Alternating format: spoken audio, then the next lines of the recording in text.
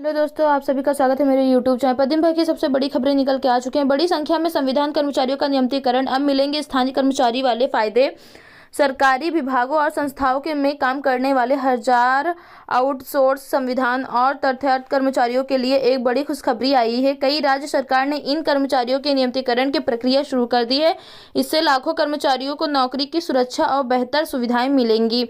यह फैसला न केवल कर्मचारियों के लिए फायदेमंद है, बल्कि सरकारी कामकाज में भी सुधार लाएंगे। इस लेख में हम आउटसोर्स संविधान और कर्मचारियों के नियमितीकरण के लिए बारे में विस्तार से जानकारी देंगे। हम इस बार प्रक्रिया के फायदे, चुनौतियों और इस जुड़े नियम कानूनों पर भी चर्चा करेंगे। साथ ही यह भी बताएंगे कि अलग अलग राज्य में इस संबंध में कई कदम उठाए जा रहे हैं। नियमितीकरण का मतलब है कि स्थायी या संविधान पर काम करने वाले कर्मचारियों को स्थायी नौकरी देना। इस प्रक्रिया में कर्मचारियों के नियमित सरकारी कर्मचारियों का दर्जा किया जाता है, जिससे उन्हें नौकरी की सुरक्षा के साथ साथ कई अन्य लाभ भी मिलेंगे। नियमितीकरण की प्रक्रिया का प्रमुख उद्देश्य कर्मचारी का नियमित सरकारी कर्मचारी का दर्ज किया गया, इससे उन्होंने सरकारी की सुरक्षा के साथ साथ कई अन्य लाभ भी मिलते हैं।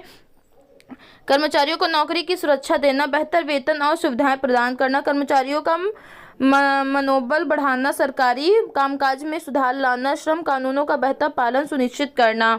नौकरी की सुरक्षा सबसे बड़ा फायदा यह है कि कर्मचारियों को नौकरी से निकलने जाने का डर नहीं रहेगा। वे रिटायरमेंट तक काम कर सकेंगे। बेहतर वेतन, नियमित कर्मचारियों को संविधान कर्मचारियों की तुलना में ज़्यादा वेतन मिलेगा। साथ ही समय समय पर वेतन वृद्धि भी होती है।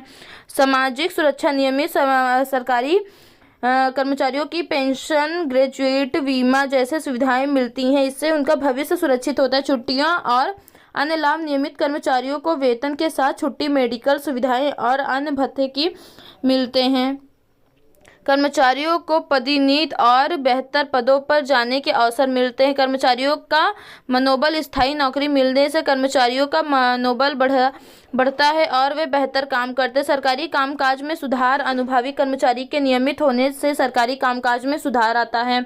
नियमितीकरण की प्रक्रिया अलग अलग राज्यों में थोड़ी अलग हो सकती है, लेकिन आमतौर पर इसे निम्न 4 चरण शामिल होते हैं। सरकार द्वारा नियमितीकरण का निर्णय लिया जाना, पात्रता मानदंड तय करने जैसे नियत सेवा अवधि, पात्र कर्मचारियों की सूची तैयार करना, आवेदन आमंत्रित करना और दस्तावेज जमा करना, आवेदनों की जांच और सत्यापन, चयनित कर्मचारियों को नियुक्ति पत्र जारी करना, नए पद पर कार्यभार ग्रहण करना।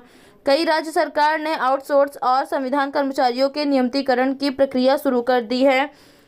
आउटसोर्स और संविधान कर्मचारियों को नियमितीकरण की तैयारी शुरू कर दी है। सरकार ने विभिन्न विभागों में इस कर्मचारियों का आंकड़ा मांगा है। जल्द ही इस संबंध में एक नियमावली जारी की जाएगी। हरियाणा सरकार के लगभग 20 लाख संविधान कर्मचारियों को नियमित करने का फैसला किया है। इसके लिए हरियाणा अनुबंधित कर्मचारी सेवा सुरक्षा आदेश 2024 लाया गया है। इसके तहत 15 अगस्त 2024 तक 5 साल की सेवा पूरी करने वाले कर्मचारी पात्र होंगे। कर्मचारियों को नियमित पद के समान वेतनमान मिलेगा। डीए में बढ़ोतरी के साथ वेतन में भी वृद्धि होगी। सालाना वेतन वृद्धि का प्रावधान होगा।